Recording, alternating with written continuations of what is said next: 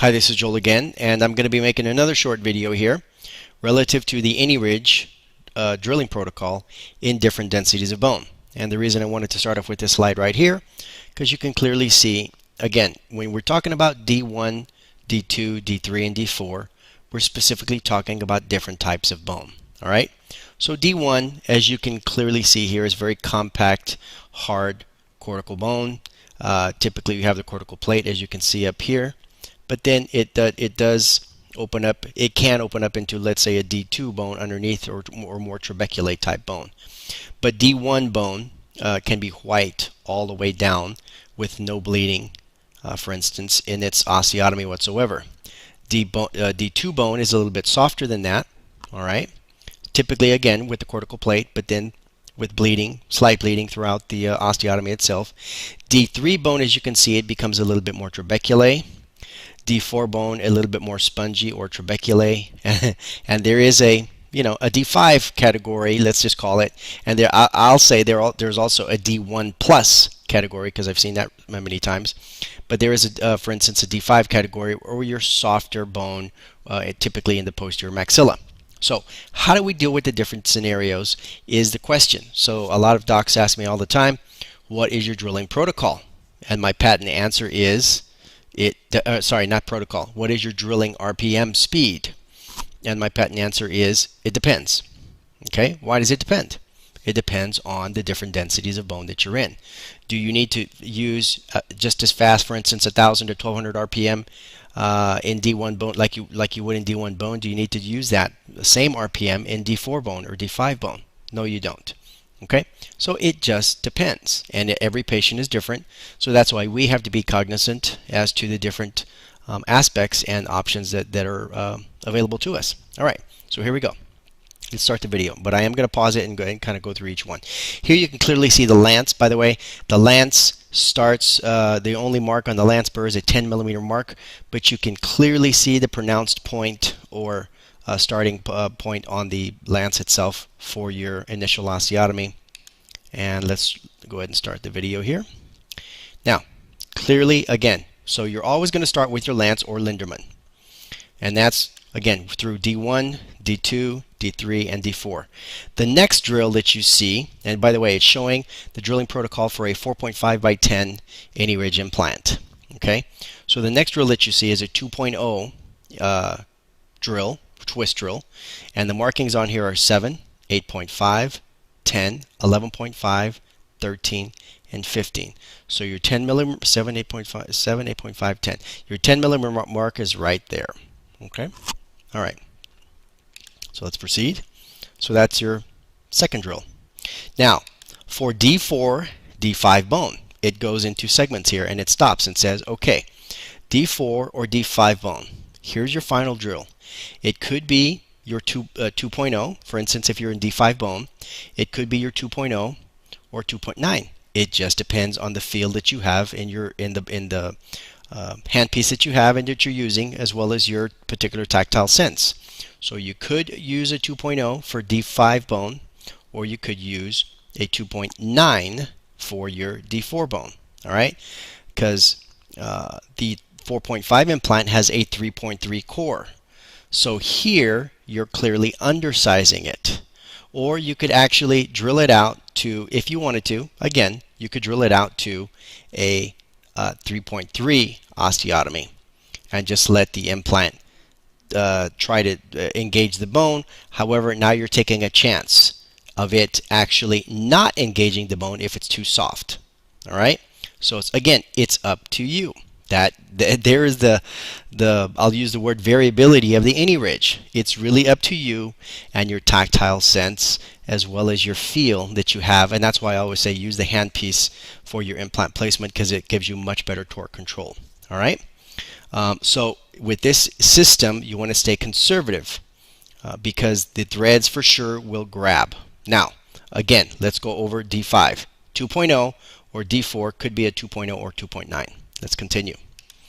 So there's your 2.9 going in and placing the implant all the way to depth. Should go in pretty easily. All right, now for D3 bone, what would you do? So 2.9 or 3.3. Now here clearly you can see it's D3 bone. Again, 7, 8.5, and 10. So final drill could be 2.9 or 3.3. It just depends. Now, this particular video is not showing our cortical bone drills that we do have in the system. But we definitely do have the cortical bone drill, which you can use up here to simply open up the top of the osteotomy for your a little bit more denser cortical bone. So let's go over that. Now, 3.3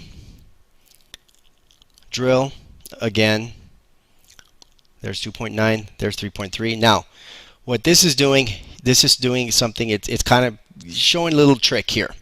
You can drill halfway up the osteotomy to open up the osteotomy here to your 3.3, but then it's leaving the apical portion, the smaller 2.9 size. Why is that? Because typically, again, the higher you go in the posterior maxilla, the softer it is underneath the cortical bone. So that's just, if you will, kind of doing a little trick or trying something, if you will, or using the drill as a cortical bone drill by simply opening up the top of the osteotomy but letting the underneath stay as it is. Continue. Let's place the implant. Implant's going into place. And again, you're getting good stability, rather better stability here because you didn't go all the way down the apical aspect of the 3.3 drill, and you're letting the implant engage that smaller apical portion. All right, now let's go to D1, D2, which is always a challenge, more so D1 than anything. So you can clearly see, number one, your more dense bone. All right, here we go. So that is your, looks like a 2.9. Let's call that a 3.3 there. The next one is a 3.8. Okay, so 3.8 is relative to your what? All right, D1 or D2 osteotomy. Now, why is that? Remember, what are we doing? We're placing a 4.5. So remember, we said stay conservative. Excuse me. So you can try your 3.8 osteotomy first, and then place your implant. Now, again, one thing it's not showing is the cortical bone drill. I want to really clearly point out that we do have a cortical bone drill for the cortices on top. This procedure did the same thing. It went halfway down the osteotomy, and then it left the apical portion viable. Now, what I would have done, honestly, is gone all the way down. When your harder bone options for D1 or D2, you can definitely go all the way down to the apical portion, and your implant definitely will grab due to the enhanced threads. So your implant clearly is going in there and engaging the bone nicely. All right, now let's watch the whole thing again. And I'm going to just let it play all the way through. So D1, D2, D3, D4, and D5. Again, for your more dense bone and your slow pumping action of the twist drills going into place. Implant lysing going into place there with the AnyRidge enhanced threads.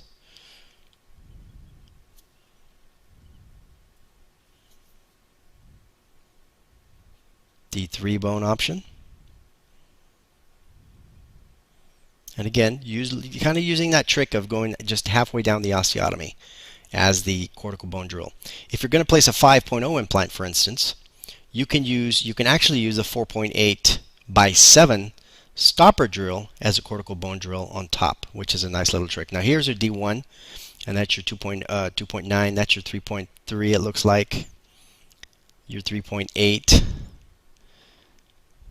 Let's see if it goes. Yeah, no, that's halfway down. So that was your 4.3 drill, and then your implant being placed all the way down. Again, more dense bone is the more dense bone, or your D1 bone, is your challenge. So again, short video trying to help you understand the drilling application for the AnyRidge implant relative to your osteotomies. Different bone requires different drilling protocols. So this is why I'm really emphasizing the different aspects of what? Our options relative to the drills and the size of the implants. Okay? So I hope this helps. Joel.gonzalez@megagenus.com. Have a great day, and we will talk again soon. Take care.